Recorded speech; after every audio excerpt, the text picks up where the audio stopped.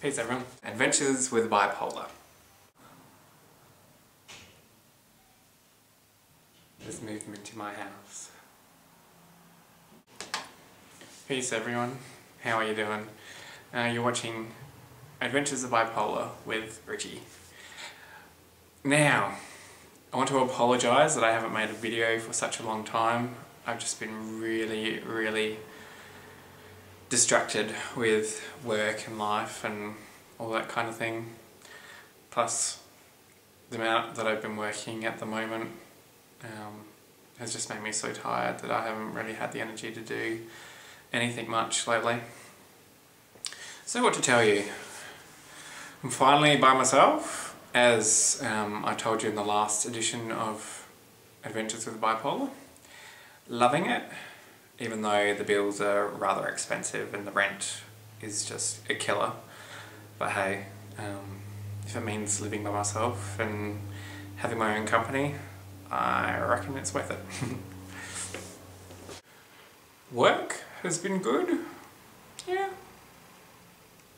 I've been really tired though lately. I'm not sure why. I don't know whether it's medication related or whether I'm just exhausted.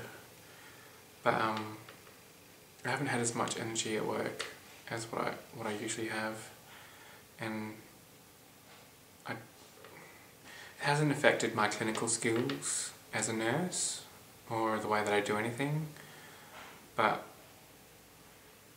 I could be doing more, and I fully see that, and yeah, I need to do something about that really.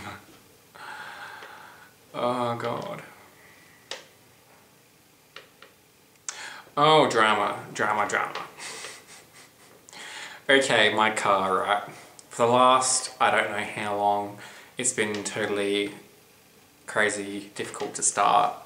And my mum kind of told me it was probably the starter motor or the alternator or something like that. So I just ignored it.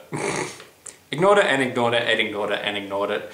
Finally, coming home the other night from Harndorf, which is where I work,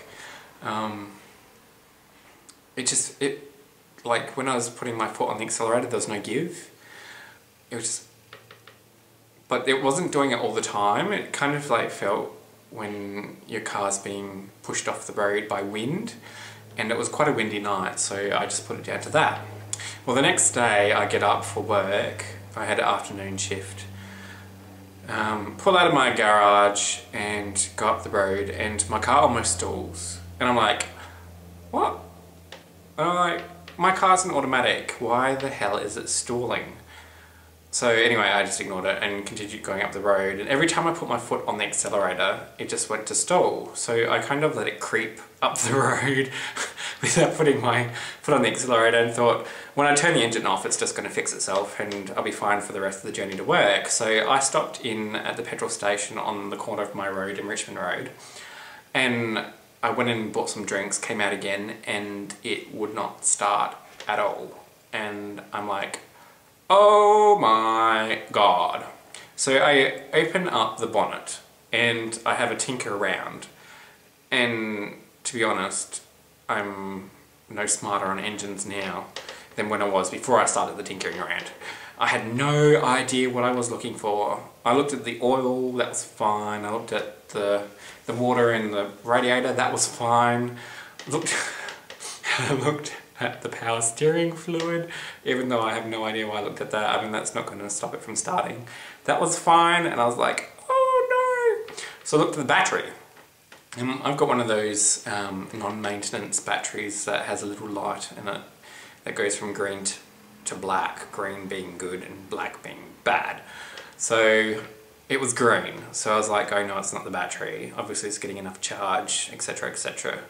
So I'm like, okay, I have no idea what's going on. So I ring my mum and go, Mum, my car's broken down. And she's like, what can I do about it? I'm like, I don't know. So yeah, eventually I had to call up a mechanic.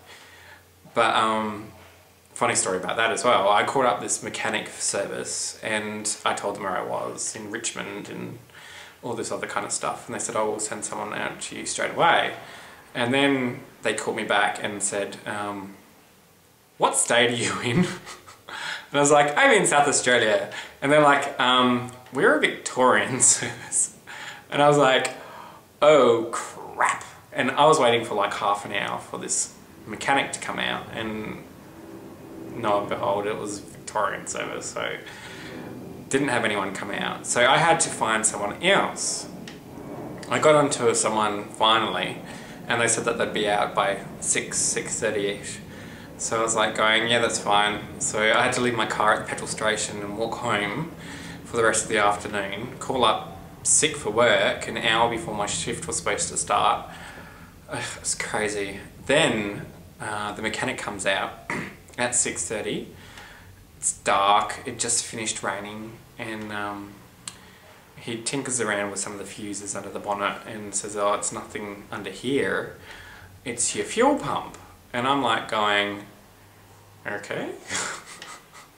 So he has to get underneath my car, jack it up, put it on stilts, and then take out the whole entire fuel tank.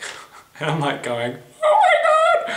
And this was all in the car park at the fuel station. And I'm like, oh my god. Then he says something about me about having to pour all the petrol out of the fuel tank. And I'm like going, but I've got half a tank of fuel. But luckily he didn't. So didn't lose any of my fuel. He changed the whole apparatus, which was gigantic, I might add. Hugest fuel pump I've ever seen. And ended up costing me $550, which is quite good. I mean, the apparatus itself was $400, and he only charged me $150 for coming out and changing it, which was really, really good, actually. But, oh, I cannot believe. It's been crazy, absolutely crazy the last couple of weeks. But yeah, that's about my life up to a T. Yeah, nothing more.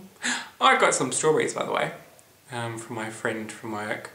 She gave me some strawberry plants, and actually I was just about to go and transplant them into a cedar box, because where they are at the moment they're not having much luck, and I might put them on my table, because the way they are in the windowsill, that seems to be burning the leaves. So yeah, might do that, put some fertiliser in, and hopefully get some strawberries.